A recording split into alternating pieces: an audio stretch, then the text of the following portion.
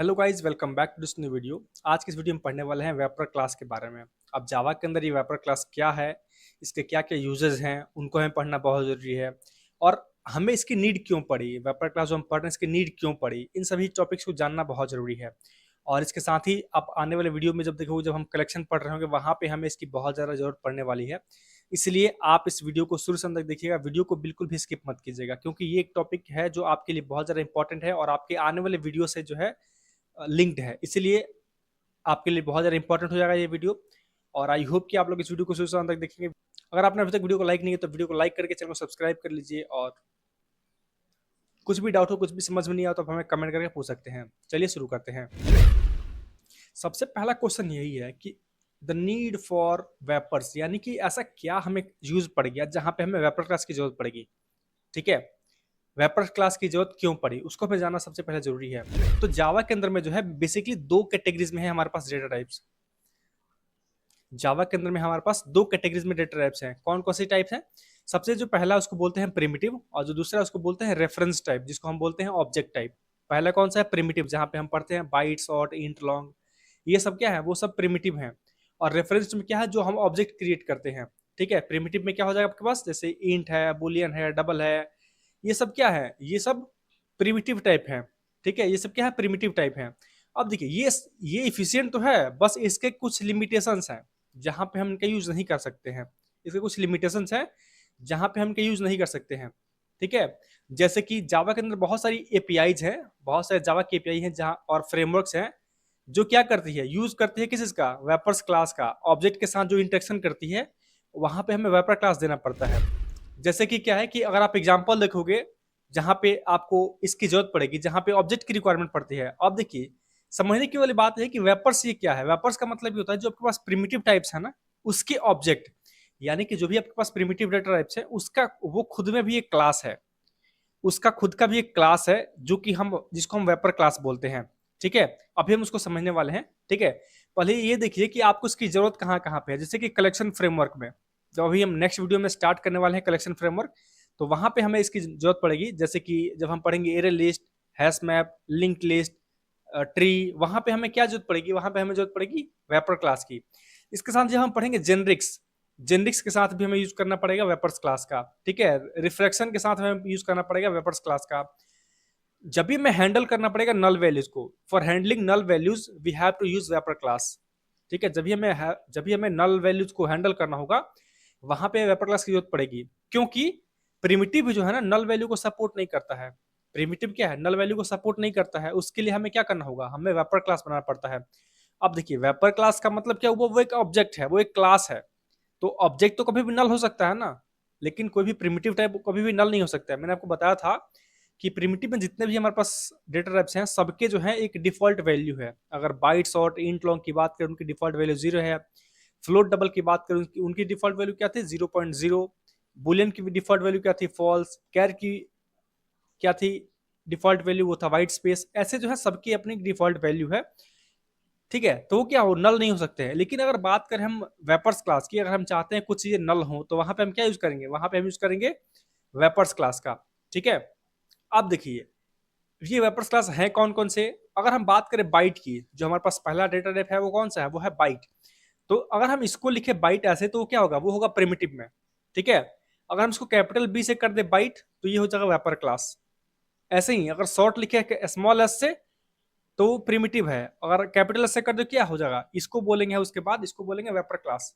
ठीक है, ऐसे ही अगर आप नेक्स्ट पे आओगे, तो यहाँ पे जो इंट है, इसको बोलते हैं प्रिमिटिव टाइप। और इसी को अगर मैं इंटीजर लिखूं, तो ये क्या हो जाएगा? ये बन जाएगा वेपर क्लास इंट का। ठीक है, लॉन्ग लिखूं मैं स्मॉल से, तो क्या होगा? वो होगा प्रिमिटिव टाइप। कैपिटल एल से कर दूंगा, तो ये क्या हो जाएगा? ये बन जाएगा आपका वेपर क्लास। ऐसे ही फ्लोट के लिए कैपिटल एफ, डबल के लिए कैपिटल डी, बुलियन के लिए कैपिटल बी, और कैर जहां लिखते थे वहां लिखेंगे कैरेक्टर। अब जहां पहले कैर लिखते थे प्रिमिटिव में, जब उसका वेपर क्लास बनाएंगे तो क्या होगा? वो बनेगा कैरेक्टर। ये सब जो है ना, ये जो जितने भी हम पढ़ रहे हैं यहाँ पे, ये सब अपने में एक क्लास है। ये सब जो है अपने में एक क्लास है। ठीक है, और जावा के अंदर क्या है? ये जितने भी वेपर क्लास हैं, ये कहाँ पे हैं? ये जावा डॉट लैंग पैकेज के अंदर में है। आप इसको ध्यान रखिएगा। कभी भी कोई भी इंटरव्यूअर आपसे पूछे कि जो वेपर्स क्लास हमारे जावा के अंदर में है, वो कौन से पैकेज के अंदर में है, तो आप क्या बताओगे? जावा डॉट लैंग पैकेज के अंदर में। इसको आप नोट डाउन जरूर कर लीजिएगा कि कौन सा पैकेज के अंदर में है, जावा डॉट लैंग पैकेज के अंदर में। ठीक है, अब आते हैं बॉक्सिंग पे। अब ये बॉक्सिंग क्या है, बॉक्सिंग का मतलब क्या हुआ, को याद होगा हमने पढ़ा था कास्टिंग, जहां पे हम एक टाइप को दूसरे टाइप में कन्वर्ट कर रहे थे। ऐसे ही बॉक्सिंग क्या होती है, ये हो इसको बोलते हैं जो प्रिमिटिव टाइप को ऑब्जेक्ट टाइप में कन्वर्ट करता है। यानी कि प्रिमिटिव टाइप से वेपर क्लास में जब कन्वर्ट करते हैं उसको बोलते हैं बॉक्सिंग। क्या बोलते हैं उसको, बॉक्सिंग बोलते हैं। जैसे इसका कोई डिफरेंशियल पूछे तो क्या बोलोगे, the process of converting a primitive value into vapour object.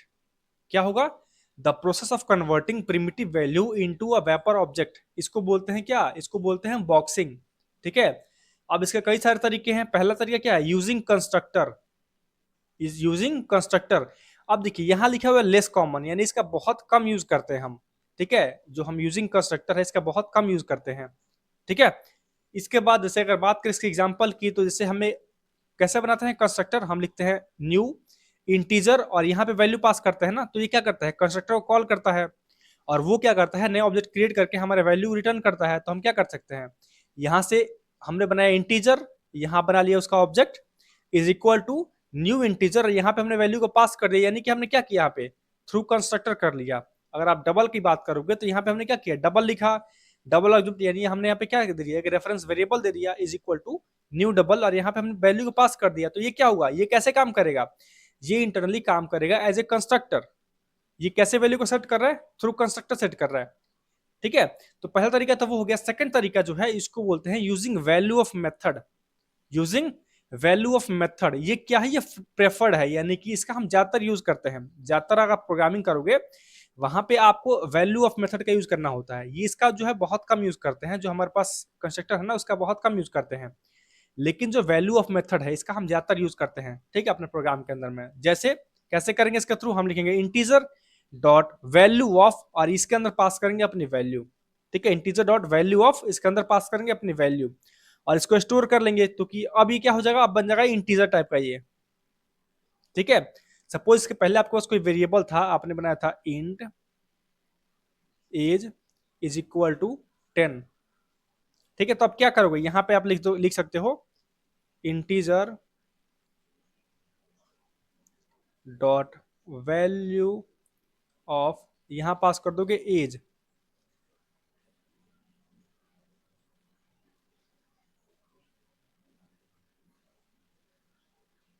तो ये क्या करेगा, इसको जो है आपका एज जो था प्रिमिटिव टाइप में, इसको क्या कर देगा, इसको इंटीजर में कन्वर्ट कर देगा। अब किस में कन्वर्ट कर देगा, इंटीजर में कन्वर्ट कर देगा। इसका मतलब क्या हुआ, पहले वो था प्रिमिटिव टाइप, अब बन गया वेपर क्लास में। ठीक है, जैसे कि वो एक और आप एग्जांपल देख लो, यहाँ पे डबल में करना होता है, क्या करोगे, डबल डॉट वैल्यू ऑफ और यहाँ पे पास करोगे अपनी वैल्यू को और आप इसको डबल में स्टोर कर लोगे। ठीक है, तो ये तरीका हो गया। अब देखिए यहाँ पे एक पॉइंट लिखा हुआ है, value of is preferred for catching and better memory management. यानी जो हम वैल्यू ऑफ मेथड है इसका ज्यादातर यूज करते हैं किसके लिए, कैचिंग के लिए और बेटर मेमोरी मैनेजमेंट के लिए। यानी इसका जो मेमोरी मैनेजमेंट है ना वो ज्यादा बेटर है किस के कंपेरिजन में, कंस्ट्रक्टर के कंपेरिजन में। ठीक है, तो कौन सा ज्यादा बेटर है, वो है वैल्यू ऑफ मेथड का, ये ज्यादा प्रेफर्ड है। ठीक है, नेक्स्ट पॉइंट है अनबॉक्सिंग। जैसे अपने बॉक्सिंग पढ़ा, जस्ट उसका अपोजिट होगा, वो होगा अनबॉक्सिंग। जैसे कि जब भी हमें कन्वर्ट करना होगा ऑब्जेक्ट क्लास प्रिमिटिव टाइप में कन्वर्ट करना होगा। ठीक है, जब भी हमें ऑब्जेक्ट क्लास को कन्वर्ट करना होगा प्रिमिटिव टाइप में, उसको बोलते हैं अनबॉक्सिंग। ठीक है, डिफरेंशियल कोई पूछेगा तो आप क्या बताओगे, converting a wrapper class object back to its corresponding primitive type. इसका मतलब ये हुआ कि जो भी आपके पास वेपर क्लास का ऑब्जेक्ट है, आप उसको जो है उसके करस्पॉन्डिंग प्रिमिटिव टाइप में कन्वर्ट करते हो, उसको बोलते हो अनबॉक्सिंग। क्या बोलते हो उसको, अनबॉक्सिंग बोलते हो। एग्जाम्पल की बात करें तो जैसे आप यहाँ पे लिखे हो इंटीजर डॉट वैल्यू ऑफ और यहाँ पे अपने क्या कर दिया, अपना वैल्यू दिया हुआ था 100। ठीक है, अगर आपको इसको कन्वर्ट का होगा इंट में, तब क्या लिखोगे, उसके लिए आप लिखोगे यहाँ पे इंट, उसके बाद आपका एक आपका variable name is equal to, अब आप इस वेरिएबल को ले गो, इस variable co dot int value और यहाँ पे आप क्या करोगे, इस इंट वैल्यू मेथड को कॉल कर दोगे। तो ये क्या करेगा, इस वाले को प्रिमिटिव में कन्वर्ट कर देगा। इंट वैल्यू हमने यहाँ लिखा है ना, तो ये क्या करेगा, उसको इसको इंट में कन्वर्ट कर देगा। ठीक है, जैसे डबल की बात करें तो हमने यहाँ पे क्या लिख दिया, हमने यहाँ लिख दिया, अगर ऑब्जेक्ट बनाया हमने कैसे, डबल उसके बाद एक दिया reference variable is equal to double dot value of, यहाँ मैंने वैल्यू पास कर दिया। लेकिन अगर हम इसी को कन्वर्ट करना होगा डबल में, जो कि प्रिमिटिव टाइप है, उसके लिए क्या करेंगे हम, ये आपका reference variable dot double value, जैसे हमने यहाँ लिखा था इंट वैल्यू, इंट में कन्वर्ट करने के लिए, डबल में कन्वर्ट के लिए क्या लिखेंगे हम, डबल वैल्यू। इस मेथड को कॉल करेंगे तो ये क्या करेगा, आपको डबल में कन्वर्ट कर देगा। यानी अब हमें, अब ये क्या हो गया, अब ये हो गया प्रिमिटिव टाइप में। ठीक है, जैसे इसका कौन कौन से मेथड्स है, जैसे कि इंट वैल्यू है, बाइट वैल्यू है, डबल शॉर्ट वैल्यू है, डबल वैल्यू है, लॉन्ग वैल्यू है, फ्लोट वैल्यू है, बुलियन वैल्यू है। ऐसे आप सबकी एक मेथड बना हुआ है, आप उसको कॉल कर सकते हो कन्वर्ट करने के लिए। ठीक है, अब देखिए हमने पढ़ लिया बॉक्सिंग, अनबॉक्सिंग पढ़ लिया। अब एक ऑटो बॉक्सिंग क्या है, ये ऑटो बॉक्सिंग का मतलब हुआ ऑटोमेटिक बॉक्सिंग, यानी जो बॉक्सिंग का प्रक्रिया है, जो बॉक्सिंग का प्रोसेस हो रहा है, वो अगर ऑटोमेटिक होने लगे उसको हम क्या बोलेंगे, उसको बोलेंगे ऑटो बॉक्सिंग। क्या बोलेंगे उसको, ऑटो बॉक्सिंग। ठीक है, Java automatically convert primitive to wrapper object, यानी जावा क्या करता है, प्रिमिटिव के जो भी टाइप्स हैं उसको ऑटोमेटिकली वेपर में कन्वर्ट कर देता है। कैसे, एग्जांपल की अगर बात करें तो यहाँ पे हमने क्या लिखा, इंटीजर, यहाँ हमने उसका एक वेरिएबल दे दिया इज इक्वल टू, डायरेक्ट हमने यहाँ पे वैल्यू पास कर दिया। अब हमें यहाँ पे ये लिखने की जरूरत नहीं है इंटीजर डॉट वैल्यू ऑफ और 50। अगर डायरेक्ट हम 50 लिख देंगे तो ये भी क्या करेगा, ये भी मान लेगा कि ये इंटीजर में कन्वर्ट हो गया। ठीक है, यानी क्या होगी, यहाँ पे ऑटो बॉक्सिंग हो रही है। अगर दूसरा एग्जांपल ले यहाँ पे,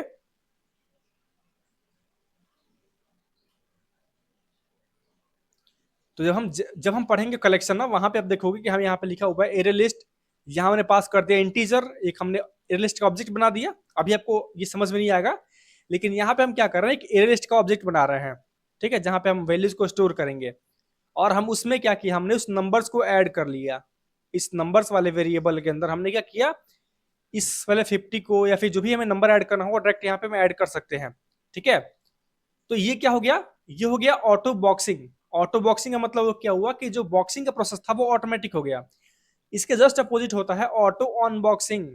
क्या होता है, ऑटो अनबॉक्सिंग, ये क्या होता है, ऑटोमेटिक अनबॉक्सिंग इसको बोलते हैं हम। यानी कि जो अनबॉक्सिंग के प्रोसेस था उसी को अगर हम ऑटोमेटिक कर दें तो क्या हो जाएगा, वो उसको हम बोलेंगे अनबॉक्सिंग, ऑटो अनबॉक्सिंग।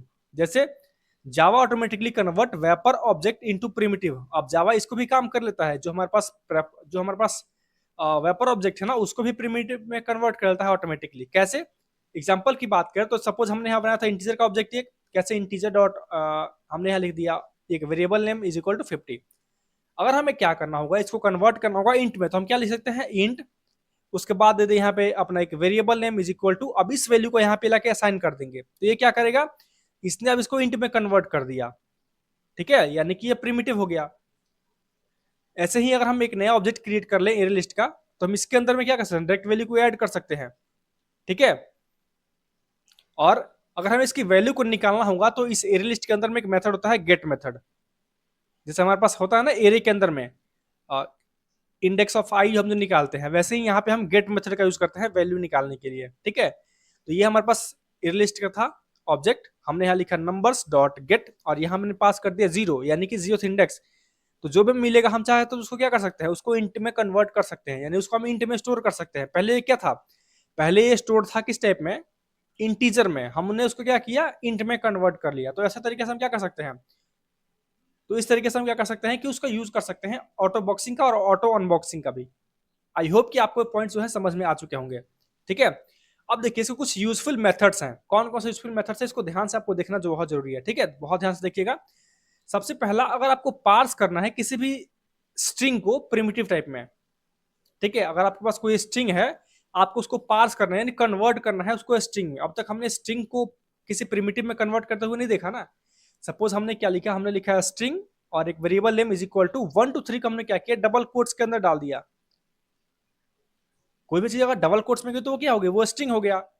अगर हमें इस स्ट्रिंग को कन्वर्ट करना होगा प्रिमिटिव में, यानी कि किसी नंबर टाइप में, तो हम क्या लिख सकते हैं, उसके लिए लिखेंगे इंटीजर डॉट पार्स इंट का।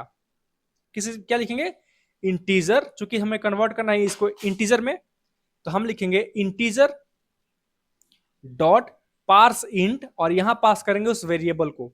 जैसे हमारे पास क्या था यहाँ पे, नम src str, तो हमने लिखा नम str। ठीक है, तो ये क्या करेगा, इस वाले को कन्वर्ट कर देगा, जो हमारे पास स्ट्रिंग था ना, इसको कन्वर्ट कर देगा इंट में। क्या करेगा, इसको इंट में कन्वर्ट कर देगा। दूसरा एग्जांपल लें, सपोज हमारे पास एक डबल स्ट्रिंग में था 159 ऐसा करके एक नंबर लिखा हुआ है जो कि डबल कोट्स में है। इसका मतलब कि वो स्ट्रिंग है। आप चाहो तो इसको क्या लिख सकते हो, डबल डॉट पार्स डबल, और यहाँ पे पास करोगे अपना रेफरेंस वेरिएबल, यानी कि अगर आपको इंटीजर में कन्वर्ट करना, आप क्या लिखोगे, integer dot parse int. Double करना है तो क्या लिखोगे, डबल डॉट पार्स डबल। अगर आपको कन्वर्ट करना है बाइट में तो क्या लिखोगे, byte dot parse double, parse byte. ऐसे ही अगर आपको कन्वर्ट करना है इसको शॉर्ट में तो शॉर्ट डॉट पार्स शॉर्ट। ऐसे ही आप पार्स मेथड का यूज कर रहे हो किसी के लिए, उसको पार्स करने के लिए, इसको कन्वर्ट करने के लिए। ठीक है, जैसे हमने यहाँ पे डबल में कन्वर्ट कर लिया किसी को, इस वाले स्ट्रिंग को। तो ये क्या हो गया, एक यूजफुल मेथड्स है। ठीक है, अगर इसके और भी बात करें मेथड्स की, तो एक टू स्ट्रिंग मेथड है। ठीक है, इसका यूज कहाँ करते हैं हम, सपोज हमने क्या किया, एक ऑब्जेक्ट बनाया अपने इसका इंटीजर का। ठीक है, हमने यहाँ लिखा इंटीजर, और एक बनाया हमने reference variable name is equal to integer और वैल्यू ऑफ, और हमने यहाँ पे वैल्यू को पास कर दिया सपोज। ठीक है, अब हम ये चाहते हैं कि यहाँ पे जो हमने वैल्यू को पास किया है इसको स्ट्रिंग में कन्वर्ट कर दे। अभी क्या है, ये इंटीजर में है। हम अगर ये चाहते हैं कि इसको हम स्ट्रिंग में कन्वर्ट कर दें, उसके लिए हम क्या करेंगे, उसके लिए हम लिखेंगे ये आपका variable name dot to string. जब हम टू स्ट्रिंग मेथड कॉल करेंगे तो क्या करेगा, इसको जो है आप इसको क्या करेगा, स्ट्रिंग में कन्वर्ट कर देगा। अब हम इसको कहाँ स्टोर कर सकते हैं, स्ट्रिंग क्लास के अंदर इसको स्टोर कर सकते हैं। ठीक है, ऐसे ही वैल्यू ऑफ फ्रॉम स्ट्रिंग, जैसे अगर हमें कन्वर्ट करना होगा जो हमारे पास कोई भी इंटीजर नंबर था। ठीक है, हम चाहे तो डायरेक्टली यहाँ पास कर सकते हैं इंटीजर डॉट वैल्यू ऑफ, और यहाँ पे उस नंबर को पास कर सकते हैं, कोई भी डबल कोट्स में हो, जैसे भी हो, स्ट्रिंग को पास कर देंगे तो क्या करेगा, उसको इंटीजर में कन्वर्ट कर देगा। ठीक है, तो ये तरीका हो गया। कुछ मेथड्स जो है बहुत इंपॉर्टेंट मेथड्स हैं, जैसे टू स्ट्रिंग कैसे काम करता है, वैल्यू ऑफ कैसे काम करता है स्ट्रिंग से कन्वर्ट करने के लिए। ठीक है, उसके बाद आता है यहाँ पे कंपेयरिंग वेपर ऑब्जेक्ट। अगर हमें वेपर ऑब्जेक्ट को कंपेयर करना है कैसे करेंगे उसको। ठीक है, जैसे यहाँ पे क्या है, हमने लिखा इंटीजर, एक बनाया reference variable name is equal to integer dot value of, और यहाँ हमने पास कर दी 10। यानी कि इसने क्या किया, इंटीजर का एक ऑब्जेक्ट बनाया जहां पे हमने वैल्यू को 10 स्टोर कर दिया। ठीक है, एक और हमने बनाया इंटीजर, यहाँ पे हमने क्या किया, दूसरा एक रेफरेंस वेरिएबल दे दिया इज इक्वल टू, फिर से दोबारा हमने क्या किया, वही किया, इंटीजर डॉट वैल्यू ऑफ 10 कर दिया।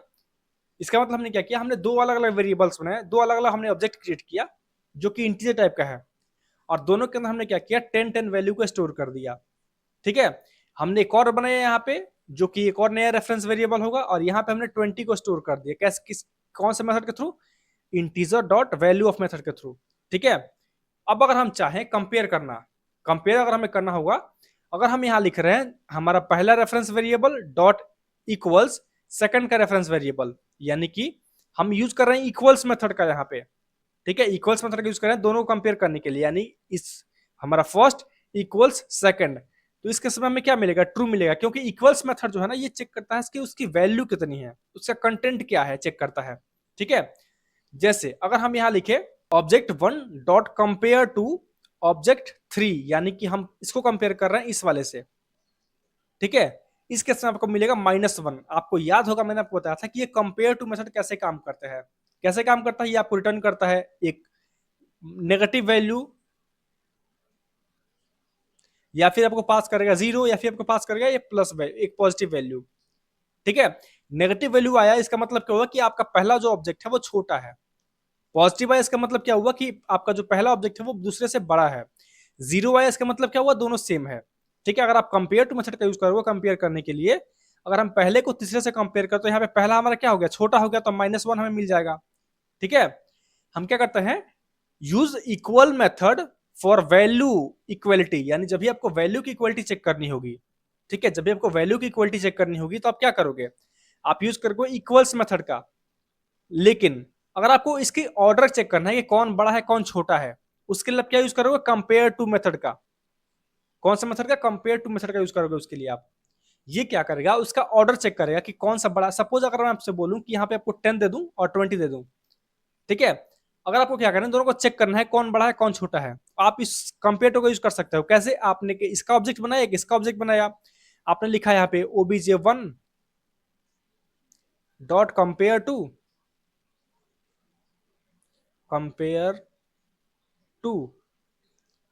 यहां पर पास कर दिया क्या, obj2।